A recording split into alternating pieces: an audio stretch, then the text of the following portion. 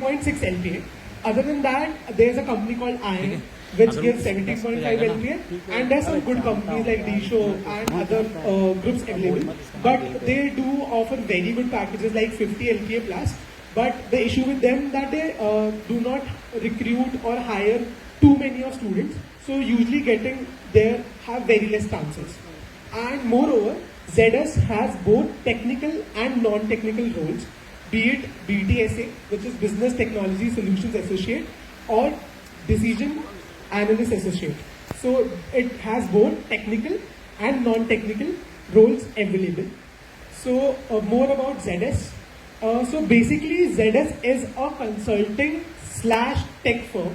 So what does it do? That they work for their clients, they help them solve the real world problems or maybe the problems that their other companies are facing internally within their team. Using data analytics, text and human brilliance, they help them overcome these problems. This year, ZS would be completing 42 years within the industry, and it has an employee count of over 13,000 plus, and with 35 offices across India, and it is one of the leading consulting firm if you skip out on the major consulting firms. Other than that, next slide please. So today we are gathered here for ZS Campus Beats. Apparently it is so sad to see a lot of less crowd, but it is something very important because on this particular Saturday for the third years, which means for the 26th batch, we will have the Campus Beats, which is a nationwide hiring challenge. The hiring challenge is supposed to be in two verticals, which is technical and non-technical.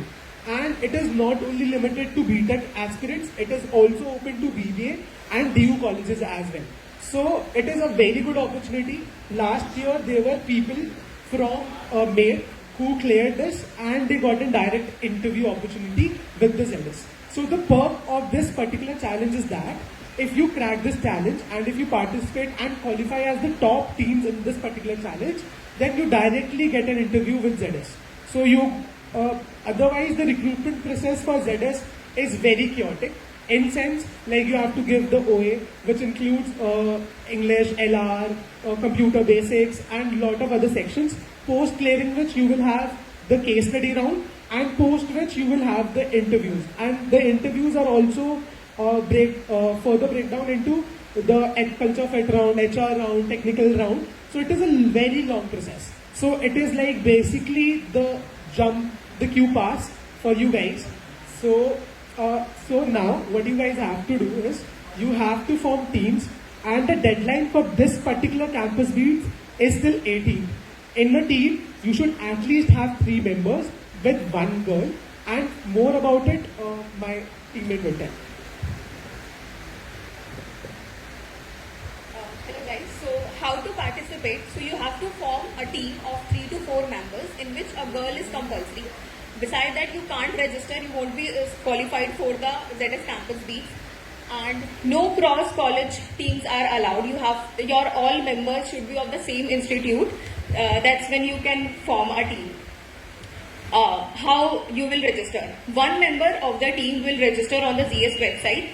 He or she will become the group leader, and through that invite link, other members will join the team. For the eligibility criteria, it's 70% up to 10th and 12th, and for CGPA, you should have 7 CGPA minimum.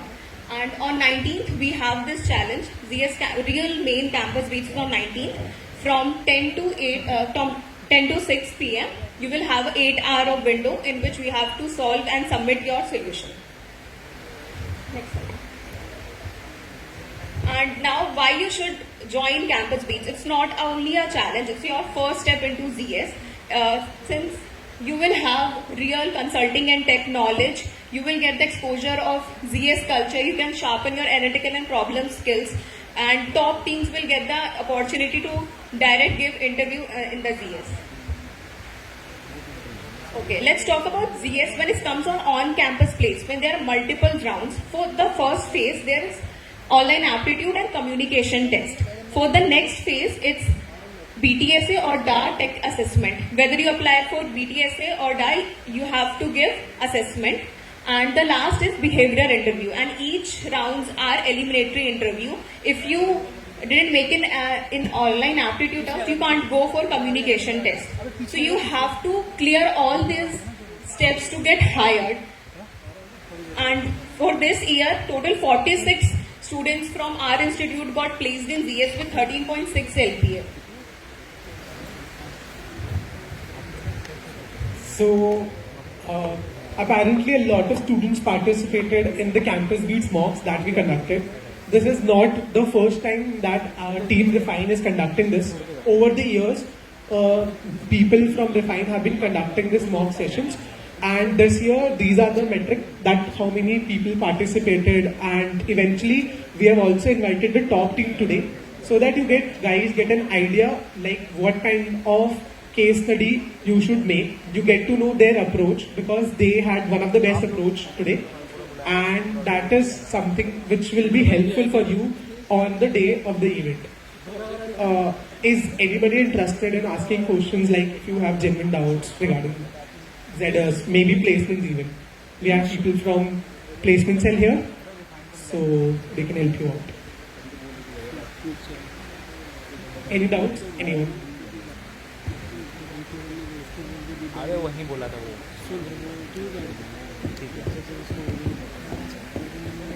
नहीं बैठना नहीं ना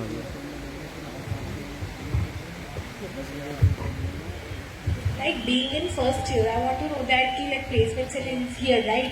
तो like placement कैसे होती है non tech? Like we talked about कि अगर हम ZS के अलावा कोई और कंपनीज में जाएं, उधर मतलब इतना placement chances नहीं है. और अगर मैं as a person non tech में जाना चाहूँ तो मुझे तो यही लगेगा ना कि इतनी प्लेसमेंट्स नहीं है तो it's not a good option. That is not the case. Actually, since we are a BTech college and more of companies coming on campus is for the tech roles, there are ample of opportunities in non-tech roles. You just have to be present actively on LinkedIn, and you should be checking out lot of career pages. They keep recruiting people. In fact, ZS only hires, there are many people who could not make to the campus placement round. For example, like there are many factors involved on the day of interview. So even if you're not able to crack that, there's off-campus hiring available from ZS as well. And other than that, there are few important things for non-tech particularly that you should keep in mind. Like you should know what are guesstimates, you should know what is case study, what is business problems, and some basic consulting firms. And also you should be good with certain tools that are like essential, like advanced Excel, maybe Power BI, and also SQL. Like Anyone else?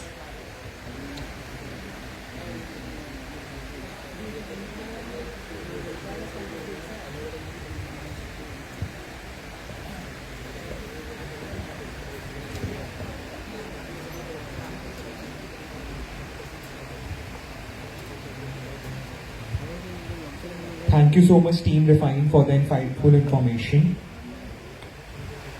Now, for the panel discussion. Discussion is the birthplace of innovation. When minds collide, great ideas emerge. And today, we have the privilege of witnessing just that. We're about to dive into a powerful and insightful conversation with not one, but two brilliant minds from ZS, Dave Garg and Deepak Biswal, both decision analytics associates who bring incredible experience and fresh perspectives to the table. To guide us through this engaging conversation, I would now like to invite Sarthak Jain, who will be moderating the panel discussion. Over to you, Sarthak.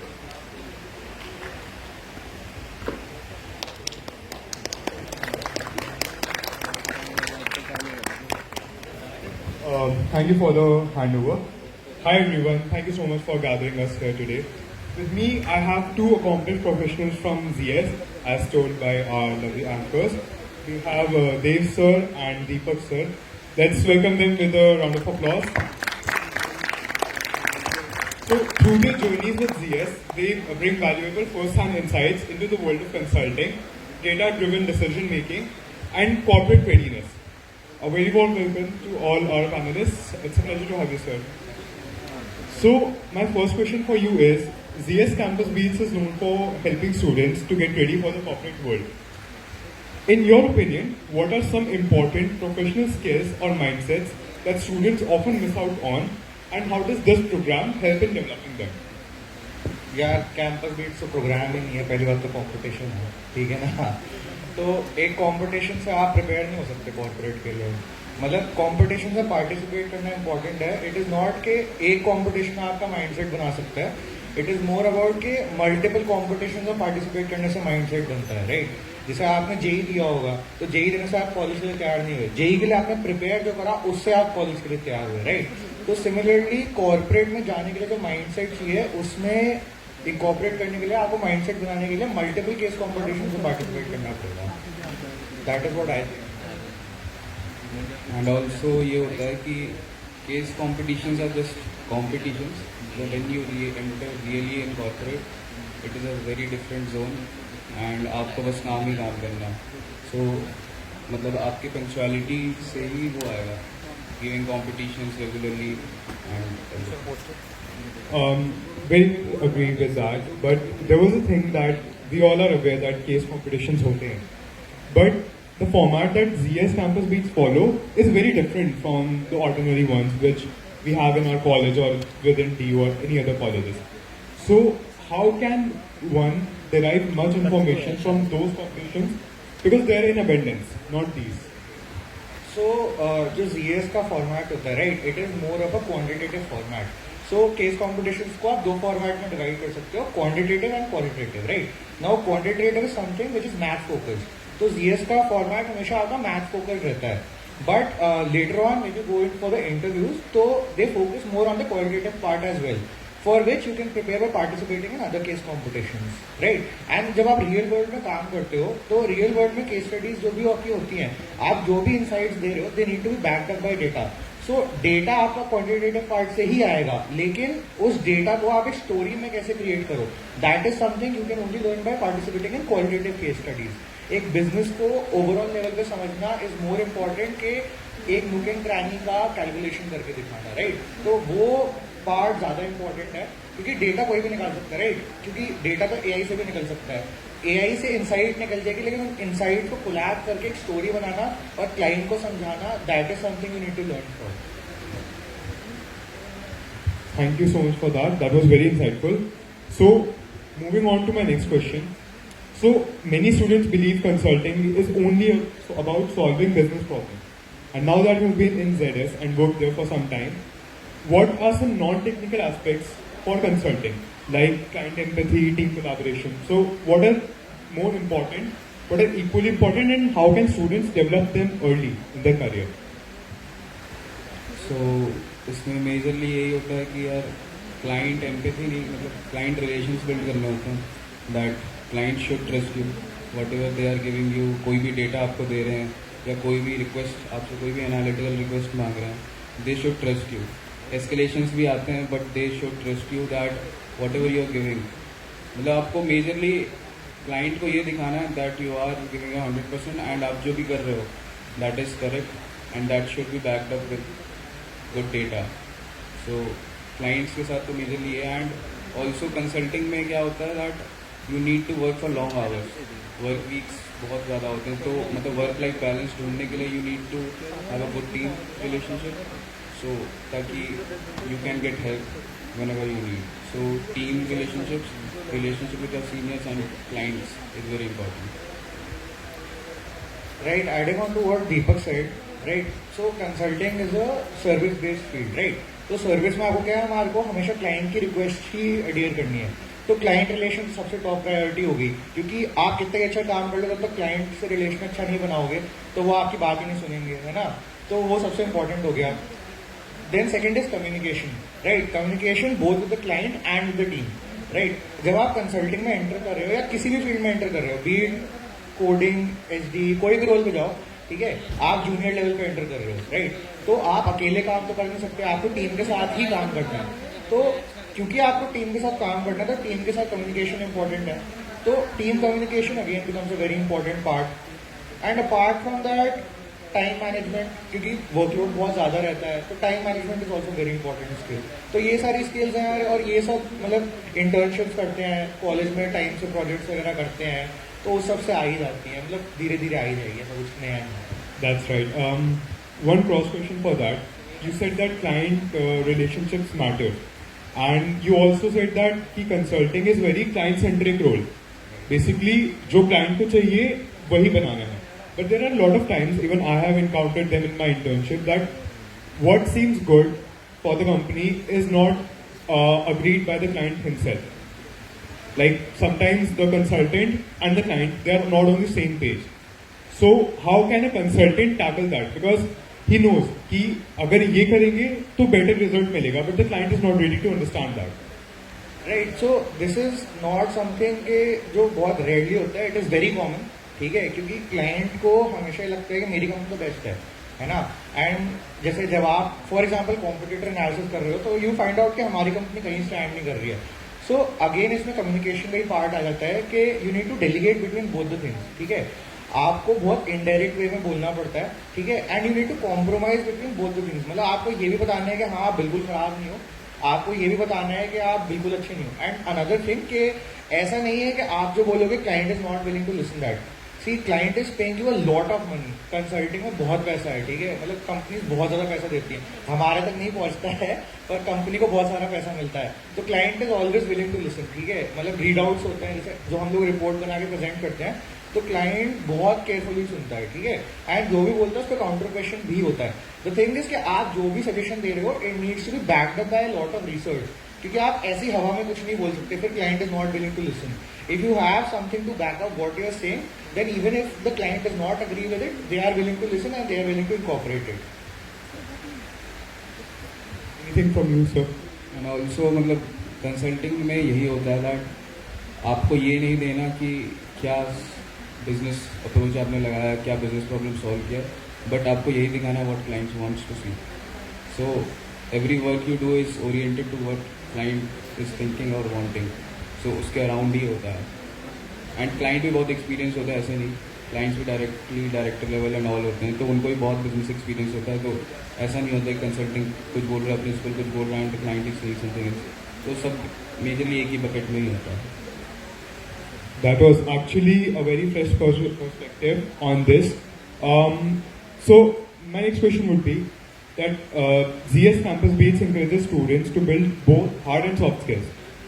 Which of these skills do you believe are critical for long-term success in consulting? Because we already know the social media culture, वहाँ पे consulting is promoted as a lavish job, but there might be some other realities. So, what are the skills which are required for being a long-term player in this and for earning more? Like you said, कि company के पास पैसा आता है, but आपके पास नहीं आता. I think we've already covered the skills you need to do. Time management, communication, client relations. And what about some hard skills? So as for hard skills, see, consulting में क्या है कि आप एक तो कौन सी कंपनी में जा रहे हो उससे बहुत फर्क आता है. ठीक है, now there are some companies who use lot of AI. ठीक है, तो वहाँ पे आपको पाइथन आनी चाहिए. देर आर सम कंपनीज जो प्योरली क्वालिटेटिव रिसर्च कर रही हैं, तो वहाँ पे आपको सिर्फ माइक्रोसॉफ्ट सूट चाहिए. ठीक है, बट सम कॉमन स्किल्स जो आपको हर कंपनी में हेल्प कर देंगी. आपको कोई भी एक डेटा रिप्रेजेंटेशन टूल आना चाहिए. It can B power BI, it can B tableau. ठीक है, एक डेटाबेस टूल पकड़ लो कोई भी, SQL. ठीक है, जनरली SQL से हो जाता है. ठीक है, माइक्रोसॉफ्ट सूट बहुत स्ट्रॉन्ग होना चाहिए. ठीक है, एक एनालिसिस टूल आना चाहिए. It can be Python, it can be Excel. Excel is widely accepted, almost हर कंपनी में एक्सेल से काम हो जाता है.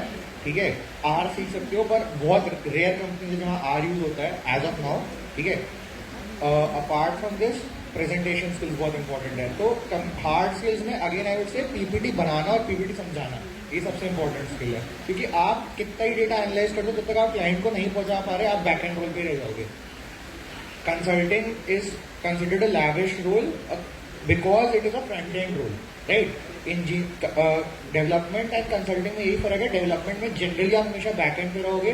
कंसल्टिंग में there are chances you can be on the back end and on the front end. ठीक है, तो फ्रंट एंड में जाने के लिए you need to have strong communication as well. Also majorly मतलब जितने भी डेटा एनालिटिक्स स्किल्स होते हैं वो तुम एसोसिएट, AC लेवल या कंसल्टेंट लेवल तक भी कर सकते हो. पर माइक्रोसॉफ्ट सूट इज मस्ट. मतलब किसी ने भी कंसल्टिंग का सोचा तो Excel and PPTs are must. मतलब तुम कुछ साल बाद डेटा एनालिटिक्स नहीं करोगे, you will just be seeing the numbers and Excel sheet and decks से ही आपको दिखाना है when you go in a greater level. Speaking of consulting as a career, there are many aspects of it, right? But what is some shocking things that you discovered while working in a role like that? There may be some misinterpretations about that. So, what are some ground realities that students need to know? Right. So ground realities में first thing is कि लोगों को लगता है consulting में सिर्फ PPT बनानी है. ऐसा नहीं है, ठीक है. काम बहुत होता है, काम एक्चुअली बहुत होता है and it is not easy. PPT बनाना भी आसान नहीं होता है. If I open a presentation here तो आपको लगेगा यार ये तो ठीक है, प्रेजेंटेशन ही तो बना रहे हैं, बस पीपीटी बना रहे हैं पूरा दिन. 150 स्लाइड की पीपीटी होती है और वो बनाने में 2 महीना लग जाता है, ठीक है. तो क्योंकि हर स्लाइड पे बहुत सारे कॉम्पोनेंट्स हैं, there is a lot of data and you need to incorporate all of it in 1 slide or 2 slides max to max, ठीक है. तो there is a lot of selection process कि आपको क्या डेटा दिखाना है, क्या नहीं दिखाना. Apart from that, another very important thing is मतलब ग्राउंड रियलिटी की बात करें यार, एक तो वर्किंग आवर्स थोड़े लॉन्ग रहते हैं, ठीक है. कंसल्टिंग में एक ये है कि जनरली जितनी भी कंसल्टिंग फर्म्स हैं वो यूएस क्लाइंटल को केटर करती हैं, ठीक है. तो उसमें क्या है कि टाइम जोन मैच की थोड़ी दिक्कत आती है. अपार्ट फ्रॉम दैट एक ग्राउंड रियलिटी ये है कि अगर आप कहीं भी देखना शुरू करोगे ना, कंसल्टिंग सुनते ही सबसे पहले आता है कि यार मेरे को ट्रैवल करने को मिलेगा, मैं यूएस जाऊंगा, इधर जाऊंगा. तो वो एसोसिएट लेवल पे नहीं होता है, ठीक है. एसोसिएट लेवल पे जनरली आपकी डेस्क जॉब ही रहती है. एज यू ग्रो अप, ठीक है, as you rise the ranks, तो फिर आपका हाँ ट्रैवल बढ़ता है क्योंकि आपका फिर क्लाइंट कॉन्वर्सेशन बढ़ता है. तो क्लाइंट आपको बुला लेता है कि हाँ हमें यहाँ आके समझाओ. हालांकि वो चीज़ यहाँ से भी समझाई जा सकती है, पर उन्हें रहता है कि आके समझा दो, ठीक है भाई घूमने को मिल रहा है, क्यों मना करेंगे, है ना. That's right. ये सेम है वर्क लाइफ बैलेंस. मुझे भी मतलब मैं जब बाहर से देखता था, I used to see videos कि how is consulting used to hear from people. तो सब कहते थे यार कि वर्किंग आवर्स बहुत है, 60 hours, 70 hours, 80 hours a week. पर मुझे लगता था यार एफिशिएंटली काम करेंगे हो जाएगा, पर ऐसे नहीं होता है. एडहॉक रिक्वेस्ट आ जाते हैं, क्लाइंट के कॉल्स आ जाते हैं, कभी कभार मतलब अचानक ही क्लाइंट की मीटिंग्स है, you are waking up till 10, 9, मतलब काम ही कर रहे हो 9-10 बजे रात के 9-10 बजे तक. तो उसमें यही है कि you need to be efficient and जितना एफिशिएंट हो सकते हो, जितना पंक्चुअल हो सकते हो, मतलब जितना जल्दी काम कर सकते हो, अपना पंक्चुअली मैनेज कर सकते हो, तो वर्क लाइफ बैलेंस तुम मेंटेन कर सकते हो कंसल्टिंग में. नहीं तो there is no work life balance अगर तुम पंक्चुअल नहीं हो कंसल्टिंग में. What about at CS? If you would like to rate your experiences in terms of work-life balance out of 5 being the highest and 1 being the lowest? Majorly अगर work life balance यार 1, 2, 5 में से. Oh my God, that is some shocking information we have there. नहीं मतलब कहीं भी जाओगे consulting में it is the same. I would not से कि 1-2 मेरे लिए, I would say it is 4, ठीक है. इट ऑल डिपेंड्स कि आपकी टीम कैसी है ना, आप काम कैसे मैनेज कर पा रहे हो, ठीक है. Now this is the reality कि आप जब काम करने घुसोगे ना तो आपको काम तो करना है. आप वो वाला हिसाब नहीं कि मेरा मन नहीं है मैं नहीं करूंगा, तो आपको काम करना है. नाउ इफ यू प्रोक्रेस्टिनेट, ठीक है, सुबह से लेके आप 2 बजे काम शुरू कर रहे हो, तो फिर वो आपकी गलती है, राइट. अगर आपको बोला है कि 10 बजे काम शुरू करना है तो आपको 10 बजे कर देना चाहिए, ठीक है. जनरली आपको on an average day 8 to 9 hours of work ही रहेगा, उससे ऊपर नहीं रहता. I mean there are days जहाँ पे जैसे प्रोजेक्ट खराब हो गया. प्रोजेक्ट भी क्यों खराब हो रहा है क्योंकि आपने स्टार्टिंग में गलती कर दी है, इसलिए बाद में दिक्कत आ रही है. तो अगर आप स्टार्टिंग से अपना काम अच्छा रखोगे एंड पेस अच्छी मेंटेन करोगे तो जनरली ठीक है दिक्कत नहीं आएगी. वर्क लाइफ बैलेंस मेंटेन हो जाता है, गिवन कि आपको अपना वर्क लाइफ बैलेंस चेंज करना पड़ेगा, ठीक है. जैसे अभी तक आप इंटर्नशिप्स कर रहे हो या फिर आप कॉलेज में हो तो आपको वैसे भी अपना पर्सनल टाइम बहुत ज़्यादा मिल रहा है.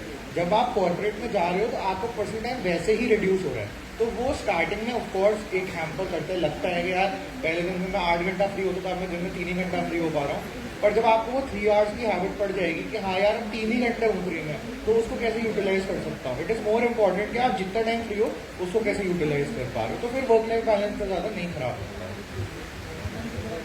That was actually a very good perspective. So, what I derived is कि work-life balance चाहिए, so you don't have to procrastinate. Number 1.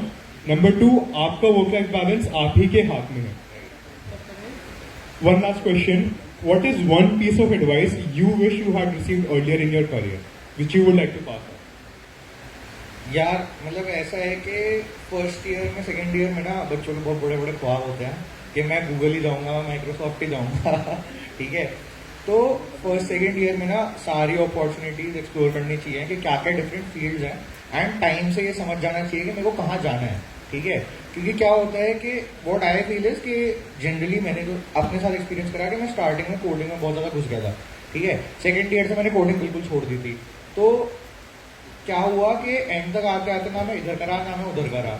तो हर जगह एक्सप्लोर करो, समझो कि कहाँ जाना है, और जहाँ जाना है फिर उसके हिसाब से अपनी प्रेप करना शुरू करो। अगर लास्ट मिनट पर फंस जाओगे तो फिर कहीं के नहीं रहते, है ना। क्योंकि जैसे फिर व्हाट हैपेंड वाज कि जैसे जब कोडिंग वाली कंपनीज आ रही हैं, ठीक है, टेक्निकल कंपनीज आ रही हैं, तो मैं लास्ट मोमेंट टेक पढ़ने बैठ रहा हूँ। अब टेक पढ़ने बैठ रहा हूँ, समझ ही नहीं आ रहा है क्या हो रहा है। फिर कंसल्टिंग के लिए कंपनियां आ रही है, तो लास्ट मोमेंट कंसल्टिंग का पढ़ने बैठ रहा हूँ। किसी को फोन करा हुआ है कि एस्टिमेट कैसे होता है, 2 दिन में समझा दे। जो चीज 2 साल लगती है सीखने, वो 2 दिन में नहीं सीख सकते, राइट। तो समय से सीखना स्टार्ट करो और फिर उसके बाद उसकी तरफ ही प्रिपेयर करो। अच्छे से तो हो जाता है, ऐसा नहीं है। वही यार, एक्सप्लोर करो एवरी फील्ड। मतलब मार्केट अभी क्रंच चल रहा है, but explore any field you get. कहीं पे भी इंटर्नशिप मिलती है कर लो, जो सीखने को मिल रहा है सीख लो, add it in your skill list. Thank you so much for that. With that, now we open the floor for questions. And from the audience, if you would like to ask about anything consulting in general, campus based, or anything in general, you can raise your hands and we'll be happy to take them one by one. Like जो BTSA का role होता है, वैसे तो हम सुनते आ रहे take role है। तो लाइक इन फ्यूचर अगर किसी टेक रोल के लिए, लाइक जो बेसिकली IT में टेक रोल होता है, डेवलपमेंट रोल, SDE रोल, उसमें अगर स्विच करना हो तो कितना ईजी है? तो BTSA ZS is like a data engineering job. तो BTSA बहुत रेयर होता है कि आपको डेवलपमेंट करने मिलता है ZS में। अगर आपको मिल गया, यू आर लकी कि आपको डेवलपमेंट वाला प्रोजेक्ट मिल गया, but mostly data engineering role होता है, that is a data engineering role. तो अगर आप पहले 1-1.5 साल में तैयारी कर रहे हो and you are okay working, and उसके साथ आप तैयारी कर रहे हो दूसरे कंपनीज के लिए स्विच करने का, दैट इज ओके। अगर 2 साल से ज़्यादा रुक जाते हो and you are stagnant in that field, तो आपको खुद को मन नहीं करेगा किसी और चीज़ में स्विच करने का। Thank you. Anyone else? Okay, so in consulting, we have generally heard that it's known for good exit options. So since you have been working for ZS for quite a lot of time, so have you seen like examples in your company that where have people taken exit, or what have they done after joining ZS? If you can quote some examples. After joining ZS, mostly people go product analyst, product manager, वो भी अगर early phase of their career में ही, and majorly consulting में ही switch करते हैं and they are good. See consulting में आप क्या कर रहे हो, आप एक कंपनी को अच्छे से एनालाइज कर रहे हो, ठीक है, और आप उसको रिकमेंडेशंस दे रहे हो, ठीक है। जनरली कंसल्टिंग में क्या है कि अगर आप एक फील्ड पकड़ते हो ना, तो जब आप उसमें स्पेशलाइज करना स्टार्ट करते हो, right. Now for example there is supply chain management, ठीक है। तो आपके पास जो रिक्वेस्ट आ रही है सारी सप्लाई चेन मैनेजमेंट से रिलेटेड आ रही हैं। तो after working for 5 to 10 years और may be 4 to 5 years in supply chain management, आपको उसके इन एंड आउट पता है, ठीक है। तो अब आप उसमें स्पेशलाइज हो गए हो। तो जनरली क्या है कि कंपनीज आपको ब्रिंग ऑन कर लेती है, क्लाइंट बहुत पोच करता है, ठीक है, कंसल्टिंग कंपनीज से। तो एक तो वो एग्जिट ऑप्शन रहता है, ठीक है। Apart from that product manager बहुत रहता है इंपॉर्टेंट। फिर कंसल्टिंग में there is another very good exit option कि लोग खुद की कंसल्टिंग फर्म खोल लेते हैं, ठीक है। For example there is Zoom RX, ठीक है, ZS के ही लोगों ने बनाई है, ठीक है। तो ऐसे ही होता है कि लोग या तो खुद की कंसल्टिंग फर्म खोल लेते हैं, या क्लाइंट में चले जाते हैं, या खुद का प्रोडक्ट खोल लेते हैं। मतलब आप एक प्रॉब्लम के रिगार्डिंग लोगों को एडवाइस कर रहे हो, ठीक है। तो आपको पता है मार्केट में कहाँ दिक्कत है और कौन से मेजर प्लेयर्स हैं। तो काफी लोग ऐसा करते हैं कि वो प्रॉब्लम वो कहते हैं कि यार मैं प्रोडक्ट बनाऊंगा, मैं ही इसे सॉल्व कर लूंगा। तो that is also something you can do. It is all up to you कि आप कितना एफर्ट डालना चाहते हो और क्या करना चाहते हो, ठीक है। तो these are some of the exit opportunities. BTSA or DAR, मतलब which would you recommend as working associate already? See, I would first say BTS बोल रहे तो DA ही बोल रहे यार, डा क्या होता है? Like this is what I've heard, sorry. Right.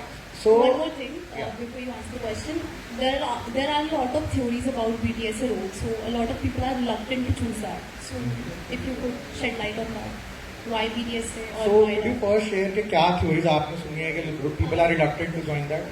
Basically, people are saying that exit options are not good for BTSA roles, and it is a very stagnant role. you don't have growth in that, and once you start joining it, you can't exit easily. So, and also, what according to you is a better role, like you have worked over there already? See, it is more based on your preference, right? Like मेरे को first second year से coding में ज्यादा interest नहीं था, ठीक है. I am more inclined towards analytics, ठीक है. तो मेरे को डीए रोल ज्यादा सुटेबल लगा. Now there can be people, जैसे जनरली हमारे कॉलेज में लोग हैं कि वो कोडिंग में ही जाना चाहते हैं. सबसे पहले कंपनी हमारी ZS आ गई, तो उन्हें दिखा कि 2 रोल हैं, एक प्योरली टेक है, प्योरली नॉन टेक है, तो वो BTS में घुस गए, ठीक है. नाउ BTS से इन ZS, ठीक है, ऐसा है कि देयर आर मल्टीपल क्लाइंट्स, ठीक है. Clients are ranging from pharma clients and there is also clients like Microsoft, ठीक है. तो आपकी टीम पे बहुत डिपेंड करता है कि आप कौन सी टीम में जा रहे हो. जिस टीम में जाओगे वैसा काम मिलेगा, ठीक है. Now the work that you do as a BTS है, ठीक है, उसमें क्या है कि आप प्योरली देखो कोडिंग का ही काम कर रहे हो, ठीक है, पर आप डेवलपमेंट नहीं कर रहे हो जनरली. तो अगर आप ये चाहते हो कि यार मैं ये करके अटलासियन में SDA में अप्लाई कर दूं, मैंने 2 साल काम कर लिया है, तो मेरे को प्रमोशन भी मिलना चाहिए, तो वो पॉसिबल नहीं है, क्योंकि वो सेंस नहीं बनाता, आपका वर्क एक्सपीरियंस रिलेवेंट नहीं है, ठीक है. सेम गोज फॉर DA, ठीक है. अब अगर मैं यहाँ DA में भी क्या है कि मतलब मैं यहाँ मार्केट रिसर्च कर रहा हूँ और मैं चाहता हूँ भाई मैं दूसरी टीम